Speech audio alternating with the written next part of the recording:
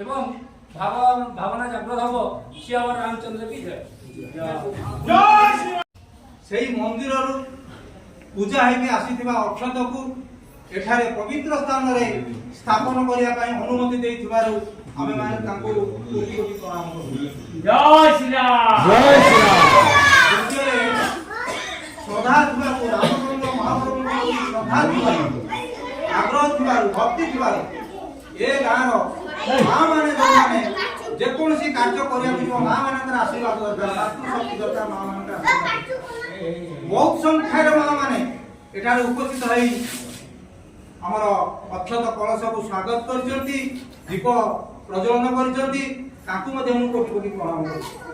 ଦ୍ୱିତୀୟରେ ଯୋଉମାନେ କାର୍ଯ୍ୟକ୍ରମରେ ସହଯୋଗ କଲେ, ବିଶେଷ କରି ଆମର କୀର୍ତ୍ତନ ମଣ୍ଡଳୀ, ଆମର ଘଣ୍ଟାବାଦ ବସିକିରି ଏ କାମରେ ହାତ ଲଗେଇ ଦେଇଛନ୍ତି, ଆତ୍ମାକୁ ଲଗେଇ ଦେଇଛନ୍ତି, ଇଏ ବଡ଼ ଭାଗ୍ୟର କଥା ଅଛି।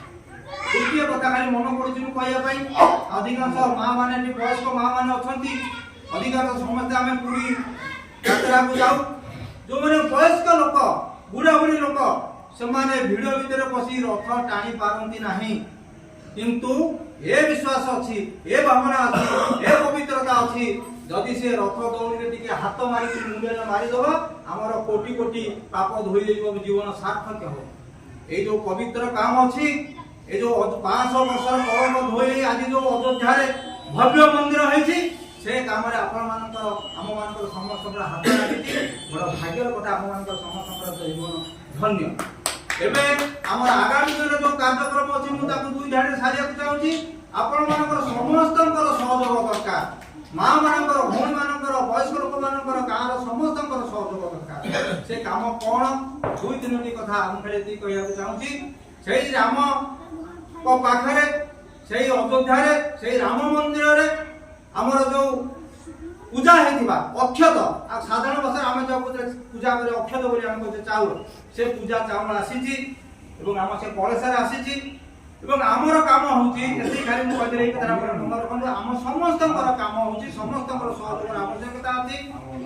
ସିଏ ସାଲେପୁର ବ୍ଲକ ଭାରତ ସାରା ହଉଛି, ସାଲେପୁର ବ୍ଲକ 35 ଗ୍ରାମ ପଞ୍ଚାୟତ, 147 ଗାଁ, ଏ ଗାଁରେ ପ୍ରତ୍ୟେକ ଘରେ ଆମକୁ ପହଞ୍ଚିବାକୁ ପଡିବ ସେ ଅକ୍ଷତ, ସେ ଚାଉଳ ଏବଂ ରାମ ମନ୍ଦିର। ଟିଭିରେ ଦେଖୁଛନ୍ତି ସେ ଯୋଉ ରାମ ମନ୍ଦିର ଫଟୋ, ସେ ଫଟୋ ମଧ୍ୟ ଆମ ପାଖକୁ ଆସିବ, ସେ ଫଟୋ ମଧ୍ୟ ଦିଆଯିବ, ପ୍ରତ୍ୟେକ ଘରେ ଦିଆଯିବ। ଉଦ୍ଦେଶ୍ୟ କ'ଣ? ଆମେ ସମସ୍ତଙ୍କୁ ହାତ ଯୋଡ଼ି ବିନୀତ ନିବେଦନ କରିବୁ, ସମସ୍ତଙ୍କୁ କହିବୁ ଅଯୋଧ୍ୟାରେ ଯୋଉ ରାମ ମନ୍ଦିର ପ୍ରତିଷ୍ଠା ହବ, ସେଥିରେ ଆପଣମାନଙ୍କୁ ନିମନ୍ତ୍ରଣ କରାଯାଉଛି, ଆପଣମାନେ ସମସ୍ତେ ଆସନ୍ତୁ, ସମସ୍ତେ